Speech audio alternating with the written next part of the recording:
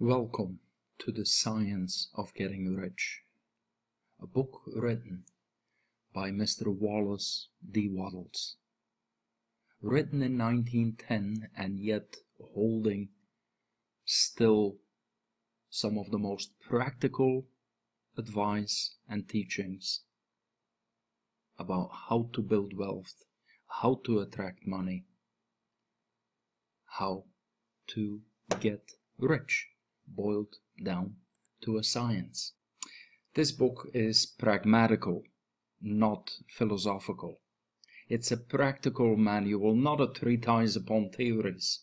It is intended for the men and women whose most pressing need is for money, who wish to get rich first and philosophize afterward. It is for those who have so far found neither the time nor the means nor the opportunity to go deeply into the study of metaphysics, but who want results and who are willing to take the conclusions of science as the basis for action, without going into all the processes by which these conclusions were reached. It is expected that the reader will take the fundamental statements upon faith, just as he would take the statements concerning a law of electrical action if that were promulgated by Marconi or Edison, and taking these statements upon faith that he will prove their truth by acting upon them without fear and without hesitation. Every man and woman who does this will certainly get rich, for the science herein applied is an exact science, and failure is impossible. For the benefit, however, of those who wish to investigate philosophical theories and so secure a logical basis for faith, I will here cite certain authorities. The monistic theory of the universe, the theory that one is all and all is one, that one substance manifests itself as the seeming many elements of the material world, is actually of Hindu origin and has been gradually winning its way into the thought of the Western world for 200 years. It is the foundation of all the Oriental philosophies, of those of Descartes, Spinoza, Leibniz, Schopenhauer, Hegel, Emerson. The reader who will dig to the philosophical foundations of this is advised to read Hegel and Emerson for himself. In the writing of this book, I have sacrificed all other considerations to plainness and simplicity of style, so all might understand. The plan of action laid down herein was deduced from the conclusions of philosophy. It has been thoroughly tested and bears the supreme test of practical experiment. It works.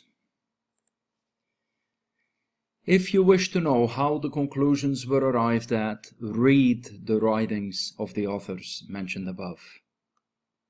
And if you wish to reap the fruits of their philosophies in actual practice, read this book and do exactly as it tells you to do. This was the foreword of The Science of Getting Rich. Now let's move on to Chapter 1. Whatever may be said in praise of poverty, the fact remains that it is not possible to live a really complete or successful life unless one is rich. No man can rise to his greatest possible height in talent or soul development unless he has plenty of money. For to unfold the soul and to develop the talent, he must have many things to use, and he cannot have these things unless he has money to buy them.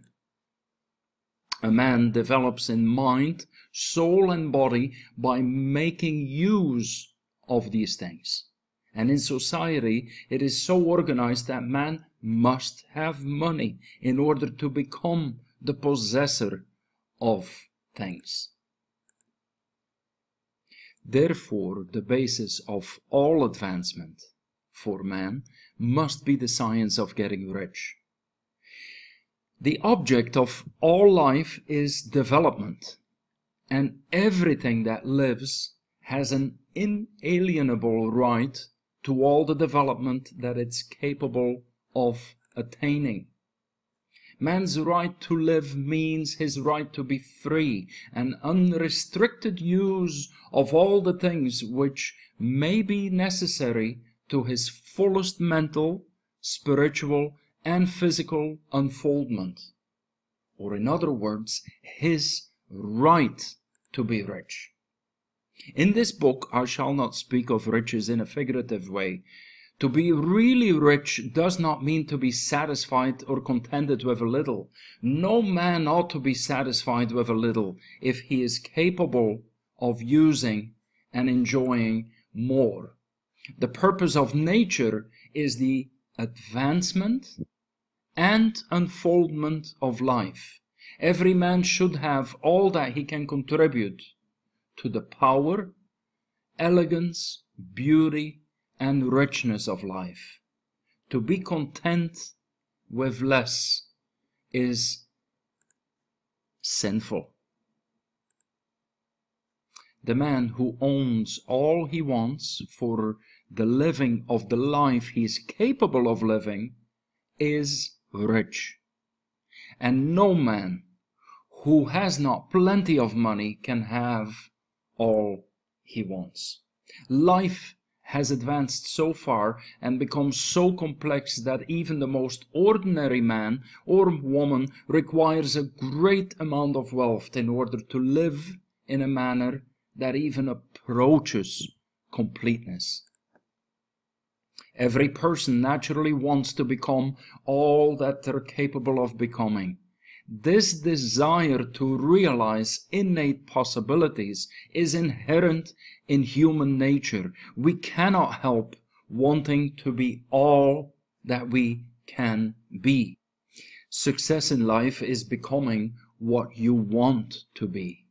You can become what you want to be only by making use of things. And you can have the free use of things only as you become rich enough to buy them. To understand the science of getting rich is therefore the most essential of all knowledge. There is nothing wrong in wanting to be rich. The desire for riches is really the desire for a richer, fuller, and more abundant life. And that desire is praiseworthy. The man who does not desire to live more abundantly is abnormal. And so the man who does not desire to have the money enough to buy all he wants is abnormal. There is three motives for which we live. We live for the body, we live for the mind, and we live for the soul. And none of these is better or holier than the other. All are alike desirable. And none of the three, body, mind, or soul, can live fully if either of the others is cut short of full life and expression.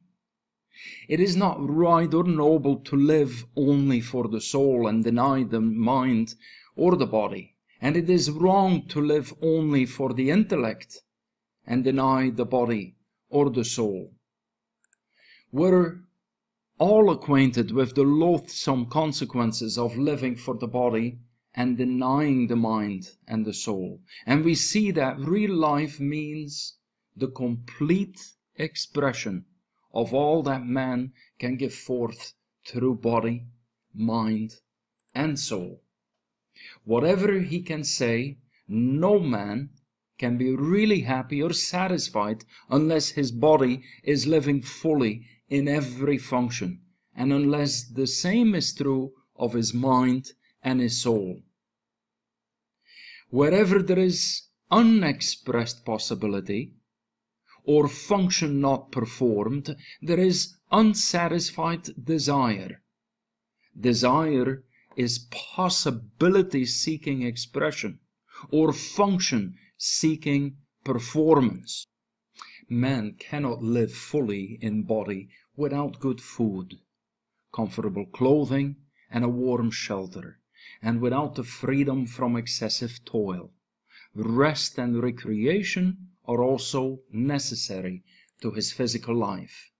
He cannot live fully in mind without books and time to study them, without the opportunity to travel and do observation, and without intellectual companionship. To live fully in mind, he must have intellectual recreations. He must surround himself with all the objects of art and beauty he is capable of using and appreciating. To live fully in soul, man must have love. And love is denied expression by poverty. A man's highest happiness is found in the bestowal of benefits on those he loves. And love finds its most natural and spontaneous expression in giving. The man who has nothing to give cannot fill his place as a husband or father, as a citizen, or as a man. It is in the use of material things that a man finds full life for his body, develops his mind, and unfolds his soul. It is therefore of supreme importance to him that he should be rich. It is perfectly right that you should desire to be rich. If you're a normal man or woman, you cannot help doing so. It is perfectly right that you should give your best attention to the science of getting rich, for it is the noblest and most necessary of all studies. If you neglect this study, you're a derelict in your duty to yourself, to God, and to humanity. And you can render to God and humanity no greater service than to make the most of yourself. This completes chapter 1. Chapter 2 will continue in the next video. There is a science of getting rich. Thank you for watching this video.